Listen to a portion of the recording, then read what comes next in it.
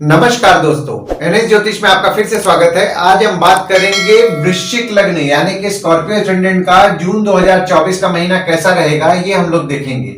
अगर आपने वृश्चिक लग्न का मई 2024 का मासिक फलादेश एवं उपाय नहीं देखा है तो ऊपर दिए हुए आई बटन पर क्लिक करें।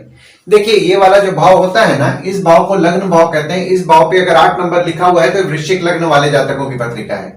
आइए देखते हैं शुरुआती तौर पे कौन कौन से ग्रह आपके किस किस भाव में बैठे हुए हैं। तो शनि आपके चौथे भाव में बैठे हुए हैं, चंद्रमा राहु आपके 5वें भाव में बैठे हुए हैं, मंगल आपके 6वें भाव में बैठे हुए हैं, गुरु सूर्य शुक्र और बुध आपके 7वें भाव में बैठे हुए हैं और केतु आपके 11वें भाव में बैठे हुए हैं।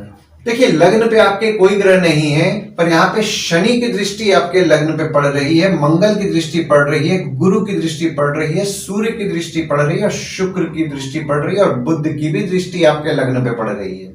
और आपके लग्न के स्वामी आपके 6वें भाव में विराजमान हो रहे हैं 1 जून से।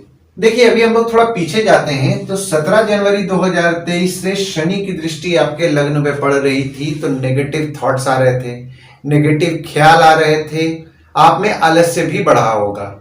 और मंगल की दृष्टि 1 जून से पड़ेगी तो यहाँ पे आपको क्रोध ज्यादा आएगा, तो आपको आपके क्रोध पे नियंत्रण रखना है। और गुरु की दृष्टि भी 1 मई 2024 से पड़ने लगी। तो देखिए, शनिदेव के कारण जो आपके थॉट स्ट्रक्चर में जो नेगेटिव ख्याल आ रहे थे उसमें आपको सुधार देखने के लिए 1 मई 2024 से मिला होगा। हालांकि देखिए, यहाँ पे गुरुदेव अस्त हो जा रहे हैं 8 मई से लेकर के 4 जून तक, तो यहाँ पे वापस थोड़ा बहुत नेगेटिव ख्याल आपके बढ़ेंगे, पर 4 जून से आपके गुरु का प्रभाव आपके लग्न पे पड़ना शुरू हो जाएगा, तो यहाँ पे आपके नेगेटिव थॉट्स कम होंगे। देखिए, लग्न पे गुरु की दृष्टि पड़ रही है तो आपको अच्छे ज्ञान की प्राप्ति होगी, पर आपका थोड़ा बहुत वजन भी बढ़ सकता है। और आपके लग्न के स्वामी आपके 6वें भाव में विराजमान हो रहे हैं 1 जून 2024 से, तो आप अपने आरोग्य के बारे में सोचेंगे, हेल्थ को लेकर के आपका फोकस बढ़ेगा। और अगर आपने पालतू जानवर पाला हुआ है तो उससे भी आपका अटैचमेंट बढ़ेगा।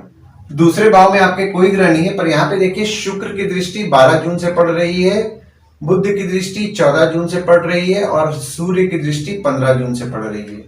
और आपके दूसरे भाव के जो स्वामी हैं वे आपके 7वें भाव में 1 मई 2024 से विराजमान हैं। देखिए, दूसरा भाव जो होता है ना, वो होता है आपके वाणी कुटुंब कोष का होता है। तो दूसरे भाव में आपके देखिए, यहाँ पे शुक्र की दृष्टि पड़ रही है 12 जून से, तो यहाँ पे आपके परिवार वाले थोड़े लग्जरियस होंगे। आपका कम्युनिकेशन लेवल अच्छा होने वाला है 12 जून से। और सूर्य की दृष्टि भी 15 जून से आपके दूसरे भाव में पड़ रही है, तो सरकार द्वारा आपके कुछ लाभ के योग बन रहे हैं। जैसे कि अगर आपका कोई सरकार से कुछ पैसा आने में फंसा हुआ हो या फिर आपका कोई रिफंड भी अगर अटका हुआ होगा, तो ये जो आपका समय है ना 15 जून से, उसमें आपको कोई पॉजिटिव रिजल्ट सरकार द्वारा मिलने वाला है। और आपके दूसरे भाव के स्वामी आपके 7वें भाव में 1 मई 2024 से विराजमान है और 14 मई 2025 तक विराजमान रहेंगे। तो यहाँ पे आपकी स्पाउस आपका सेविंग्स करने में मदद करेगी। अगर आप कोई काम भागीदारी में कर रहे हैं तो भागीदार द्वारा भी आपका सेविंग्स होएगा। तीसरे भाव में आपके गुरु की दृष्टि पड़ रही है और आपके तीसरे भाव के स्वामी जो हैं वे आपके 4थे भाव में विराजमान है। देखिए, तीसरा भाव जो होता है वो होता है आपके स्वयं के पराक्रम, धैर्य, छोटे भाई बहन, पड़ोसी, डेली के प्रवास का होता है। तो तीसरे भाव में गुरु की दृष्टि पड़ रही है, तो आपका डेली का प्रवास, जिसको कि डेली का ट्रैवलिंग बोलते हैं, वो आपका जून के महीने से बढ़ेगा, यानी कि 4 जून से आपका कुछ ज्यादा बढ़ेगा। और आपके छोटे भाई बहन, पड़ोसी के साथ आपके संबंध में मजबूती आएगा। आपके पराक्रम भाव में गुरु की दृष्टि पड़ रही है, तो यहाँ पे आपके पराक्रम को तो निश्चित तौर पर बढ़ाएंगे। और आपके तीसरे भाव के स्वामी आपके 4थे भाव में विराजमान है, तो यहाँ पे आपके माता द्वारा आपको धैर्य की प्राप्ति होगी। 4थे भाव में आपके शनि विराजमान है और शनि यहाँ आपके 4थे भाव में बैठ करके शश नामक पंच महापुरुषों का निर्माण कर रहे हैं 17 जनवरी 2023 से 29 मार्च 2025 तक। देखिए, चौथा भाव जो होता है ना, वो होता है आपके सुख, माता, घर, वाहन का होता है। तो 4थे भाव में आपके शनिदेव विराजमान है, तो आपको सुख तो निश्चित तौर पर दिलाएंगे, यानी कि माता, घर, वाहन का आपको सुख अच्छा मिलेगा। जो भी लोग घर वाहन से संबंधित काम कर रहे हैं, ट्रांसपोर्ट से संबंधित काम कर रहे हैं, यानी कि नई पुरानी गाड़ी खरीदना बेचना, कार डिटेलिंग, कार एसेसरीज या फिर रियल एस्टेट से संबंधित काम कर रहे हैं, जैसे कि घर खरीदवाना बेचवाना, घर किराए पे लगवाना, या कोई भी घर वाहन से संबंधित काम कर रहे हैं तो आपका काम निश्चित तौर पर अच्छा चलाएंगे शनिदेव। पांचवें भाव में आपके चंद्रमा विराजमान हो रहे हैं। हालांकि चंद्रमा आपके पांचवें भाव में 1, 2, 28 और 29 तारीख को विराजमान हो रहे हैं और राहु आपके पांचवें भाव में 30 अक्टूबर से विराजमान है। यहाँ पे आपके पांचवें भाव के स्वामी भी आपके सातवें भाव में विराजमान होकर केंद्र त्रिकोण राजयोग का निर्माण कर रहे हैं। देखिए, पांचवा भाव जो होता है ना, वो होता है आपके संतति, प्रेम, पढ़ाई, साधना का होता है। तो चंद्रमा आपके पांचवें भाव में विराजमान हुए जो कि आपके नवम भाव के स्वामी हैं, तो बहुत ही शुभ योग का निर्माण कर रहे हैं 1, 2, 28, 29 तारीख को। स्टूडेंट्स का जब चंद्रमा 1, 2, 28 और 29 तारीख को विराजमान होंगे तो जो भी स्टूडेंट्स हैं उनके पढ़ाई में उनका नसीब अच्छा साथ देने वाला है। जो लोग पढ़ाई से संबंधित काम करते हैं, यानी कि ट्रेनिंग इंस्टीट्यूट चला रहे हैं, ट्यूशंस पढ़ा रहे हैं, कोचिंग इंस्टीट्यूट चला रहे हैं या फिर कोई कॉलेज स्कूल में भी पढ़ा रहे हैं, तो भी उनके अच्छे लाभ के योग बन रहे हैं 1, 2, 28 और 29 तारीख को। पर यहाँ पे देखिए, राहु भी आपके 30 अक्टूबर से विराजमान हो गए पांचवें भाव में, तो आपके बच्चों के स्वभाव में आप नोटिस करेंगे कि उनमें जिद बढ़ा है 30 अक्टूबर से। और आपके पांचवें भाव के स्वामी आपके सातवें भाव में विराजमान है। देखिए, पांचवें भाव के स्वामी सातवें भाव में विराजमान है, तो जैसा कि मैंने आपको बताया केंद्र त्रिकोण राज्यों का तो निर्माण कर ही रहे हैं, पर यहाँ पे जो भी लोग प्रेम विवाह करने का सोच रहे हैं और बात बढ़ाना चाहते हैं उनके लिए 1 मई 2024 से अच्छा समय है। हालांकि देखिए, यहाँ पे गुरु आपके अस्त हो रहे हैं 8 मई से 4 जून तक, तो 8 मई से 4 जून के बीच में कोई भी बात अगर आप प्रेम विवाह से संबंधित बढ़ाना चाह रहे हैं तो थोड़ा अवॉइड करें। पर 4 जून के बाद अगर आप अपना बात बढ़ाना चाहते हैं तो आप बात बढ़ा सकते हैं। छठवें भाव में आपके मंगल विराजमान है और शनि की नीच की दृष्टि पड़ रही है और मंगल यहाँ अपने राशि में ही बैठ करके 1 जून से विपरीत राजयोग का निर्माण कर रहे हैं। देखिए, छठवां भाव जो होता है ना, वो होता है आपके रोग, ऋण, शत्रु, मामा मौसी का होता है। तो शनिदेव की दृष्टि आपके छठवें भाव में पड़ रही है 17 जनवरी 2023 से। तो आपने नोटिस किया होगा कि आपके शत्रु या कॉम्पिटिटर को वे कम कर रहे हैं। हालांकि गुरु देखिए यहाँ पे आपके छठवें भाव में पिछले साल 22 अप्रैल 2023 से विराजमान हो गए थे और 30 अप्रैल 2024 तक विराजमान थे, तो यहाँ पे आपके शत्रु कम ज्यादा हो रहे थे। पर अब शनिदेव की दृष्टि चूंकि आपके छठवें भाव में पड़ रही है तो आपके शत्रु या कॉम्पिटिटर को वे नियंत्रण में रखेंगे। पर यहाँ पे मामा मौसी से मनमुटाव होने की संभावनाएं बढ़ा रहे हैं, तो मामा मौसी से कोई भी विवाद से बचें, क्योंकि यहाँ पे देखिए मंगल भी आपके छठवें भाव में विराजमान हो रहे हैं और मंगल का घर है आपका छठवां भाव। तो यहाँ पे आपके शत्रु या कॉम्पिटिटर जो होते हैं वे स्वभाव में एग्रेसिव होते हैं, मामा मौसी स्वभाव में एग्रेसिव होते हैं और ऊपर से मंगल भी विराजमान हो जा रहे हैं 1 जून से, तो विवाद के योग बन रहे हैं। तो विवाद से बचिए, खासकर मामा मौसी हो गए, शत्रु हो गए, कॉम्पिटिटर हो गए, उनसे विवाद हो सकते हैं, तो विवाद से आपको बचना है। सातवें भाव में आपके गुरु विराजमान है, सूर्य विराजमान है, शुक्र विराजमान है और बुध विराजमान है। हालांकि सूर्य जो विराजमान है जून के महीना में 14 दिन के लिए विराजमान है, शुक्र 11 दिन के लिए विराजमान है और बुध 13 दिन के लिए विराजमान है और शुक्र यहाँ अपने राशि में ही विराजमान हो रहे हैं 19 मई से लेकर के 11 जून तक। देखिए, सातवां भाव जो होता है ना, वो होता है आपके स्पाउस, भागीदार का होता है। तो सातवें भाव में आपके गुरु विराजमान हो रहे हैं, तो यहाँ पे आपके स्पाउस से मतभेद होने की संभावनाएं बन रही हैं, तो मतभेद से बचें, अंडरस्टैंडिंग आप अपना क्लियर रखें। और शुक्र भी आपके सातवें भाव में 19 मई से लेकर के 11 जून तक विराजमान है, तो आपको आपके स्पाउस का सुख अच्छा मिलेगा, आपके भागीदार का सुख अच्छा मिलेगा। देखिए, यहाँ पे बुध जो आपके सातवें भाव में विराजमान है, तो आपके स्पाउस के साथ आपके कम्युनिकेशन को स्ट्रॉन्ग करेंगे, आपके कम्युनिकेशन को स्ट्रॉन्ग करेंगे। और बुध आपके 8वें भाव के स्वामी भी हैं, जो कि आपके 7वें भाव में विराजमान हो रहे हैं 31 मई से लेकर के 13 जून तक। तो यहाँ पे आपकी स्पाउस की थोड़ी बहुत तबियत बिगड़ सकती है, तो स्पाउस की तबियत का विशेष तौर पर ध्यान दें। हालांकि बुध देखिए आपके 11वें भाव के स्वामी हैं, जो कि आपके 7वें भाव में भी विराजमान हो रहे हैं, तो आपके स्पाउस से आपके लाभ के योग बना रहे हैं। भागीदारी में अगर आप काम कर रहे हैं तो भागीदार से लाभ के योग बना रहे हैं। और आपके सूर्य जो विराजमान हो रहे हैं वे आपके 10वें भाव के स्वामी हैं, जो कि आपके 7वें भाव में विराजमान हो रहे हैं। देखिए, जो भी लोग भागीदारी में काम कर रहे हैं ना, उनके लिए 13 मई से लेकर के 14 जून तक अच्छा समय है। उनके भागीदारी में काम करने से उनको यश की प्राप्ति होगी। 8वें भाव में आपके शुक्र 12 जून को विराजमान हो रहे हैं। बुध यहाँ 14 जून को विराजमान होकर के विपरीत राजयोग का निर्माण कर रहे हैं। हालांकि शुक्र द्वारा भी विपरीत राजयोग का आपका निर्माण हो रहा है। और सूर्य 15 जून को आपके 8वें भाव में विराजमान हो रहे हैं। देखिए, 8वां भाव जो होता है ना, वो होता है आपके आयु, जीवन, मृत्यु, अचानक धन लाभ, ससुराल का होता है। तो 8वें भाव में आपके शुक्र विराजमान हो रहे हैं और शुक्र द्वारा यहाँ पे विपरीत राज्यों का निर्माण हो रहा है। तो यहाँ पे 12 जून से आप खर्च कम करेंगे। जो भी लोग विदेश जाने का प्रयास कर रहे हैं वो 12 जून के पहले अगर काम कर लेंगे अपना विदेश से संबंधित जो भी आपका विदेश का काम है तो वो आपके लिए बेनिफिशियल रहेगा, वरना यहाँ पे विदेश जाने के काम में थोड़ी बहुत परेशानियां उत्पन्न हो सकती हैं। और बुध भी देखिए आपके 8वें भाव में 14 जून से लेकर के 28 जून तक विराजमान हो रहे हैं। तो 14 जून से 28 जून तक आपके ससुराल वालों की थोड़ी बहुत तबीयत बिगड़ सकती है, आपको थोड़ा बहुत चोट-पाट लग सकता है, तो इस चीज का आप ध्यान दें। हालांकि 14 जून से आपके अचानक धन लाभ के योग बन रहे हैं।